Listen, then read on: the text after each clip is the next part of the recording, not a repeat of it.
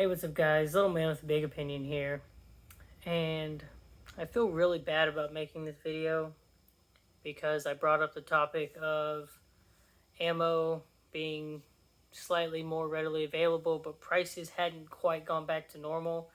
And so this video is going to suck because going into effect September 7th, the importation of all firearms and ammunition from Russia um, will be halted for a minimum of a 12-month period. Um, all new or pending um, transactions will, their exact terminology will be subject to a product of denial. So basically, unless you've already made your payment and you're waiting on something, um, then you know ammo third party ammo sellers will not be able to just buy the products. The middlemen, warehouse people that buy a lot of this foreign ammo stuff and then sell it off to your academies, Walmarts, your local gun stores and stuff. Whatever they have on hand and or stuff that they've already purchased and they're just waiting on, then that's going to be the last of their ammo for the next year. Um, they specifically said 7.62 by 54. The Mosins are really popular round in the U.S. because the Russians made millions of them, and for the longest time they were worth $100 to $300. 7.62 by 39, your AK ammo, your SKS ammo, and some variants of your AR platforms. The 5.45 by 55, I think, is one of the other rounds, and 22 ammo. Most of the stuff that comes out of Russia is a steel case ammo, and the only thing I'd say for that is, like, if you're using an SKS or an AK, they really don't mind the ammo. It does expand a bit more than steel, and you can't reload it, but it is a cheap option out there on the market. I've bought tons of steel case for my AR and haven't had any issues with it shooting. The only thing that I've seen is I clean my AR more often when I'm shooting steel case versus brass case ammo. That being said, the article that I read, which I'll post in the description down below, said that roughly 40% of the ammo out there on the market right now in the US is coming from Russia. So either our local manufacturing is going to need to step it up a bit, which from what I've read and told y'all about, a lot of these companies are working around the clock. They're investing millions into more equipment to be able to produce more ammo. They're just not able to keep up with it. And, from a right-leaning America First perspective, some people could see it as an okay thing because you got to buy your ammo from the U.S. or, Western thinking countries. But not very many American companies make Mosin ammo. Not very many American companies produce the AK ammo at nearly the same quantity as Russia produces it. And Americans like firearms. Russian firearms are really cool. I've thought about getting an AK-47 for a while, maybe an SKS. The dream gun would be an SVT-40. It's basically Russia's version of the M14 or M1A1.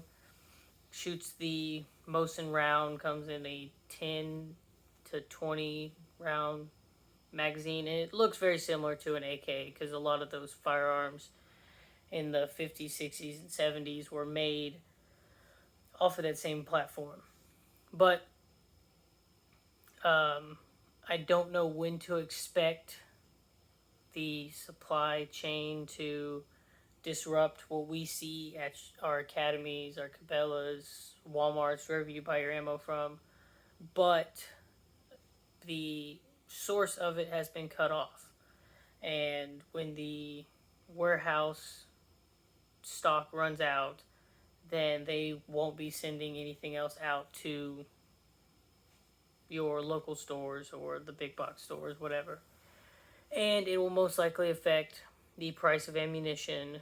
I haven't seen or really looked that hard into if U.S. ammo manufacturer companies are like what steps they're taking to mitigate this issue, if they are. But the other part of this, which there's just so much going on in politics that I can't really keep up with it, is apparently we were exporting nuclear weapon slash development experiments with Russia. We haven't used nukes. Most countries that have them haven't really been making more of them, unless you're China. And for the most part, they've just been updating and doing upkeep on them.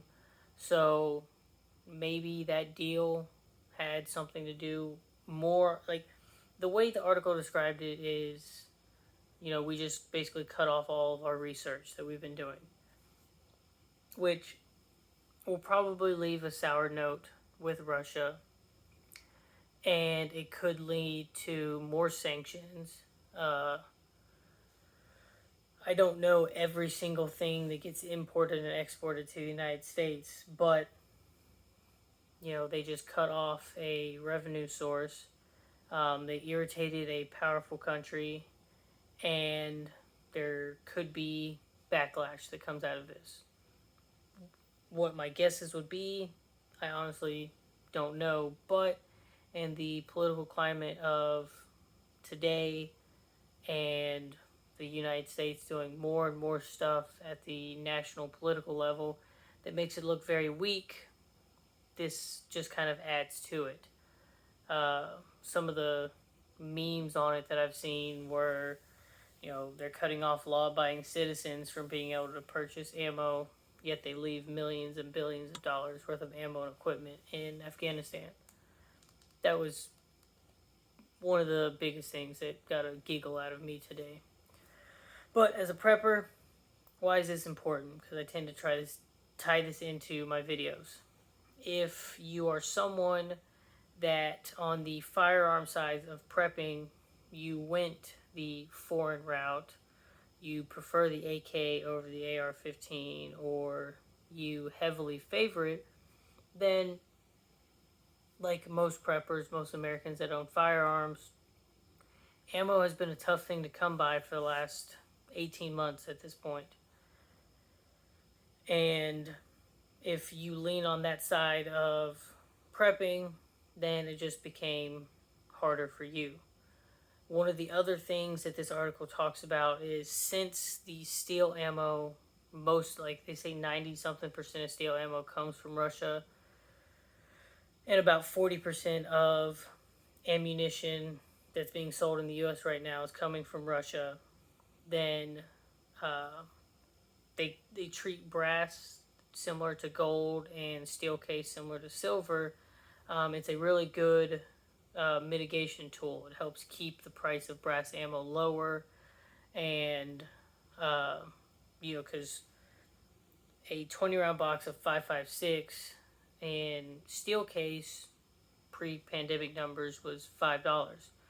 Brass case, it was minimum of 7 and upwards of 10. So if they still want to sell their ammo, they got to keep the prices lower to convince people to buy their brass ammo. With that out of the way for the next 12 months, some are arguing within this forum that it could drive the prices of brass ammo back up again. So if you don't use firearms that shoot a Russian caliber or you're not a heavy user of steel case ammunition, then your brass ammo prices will probably go up as well.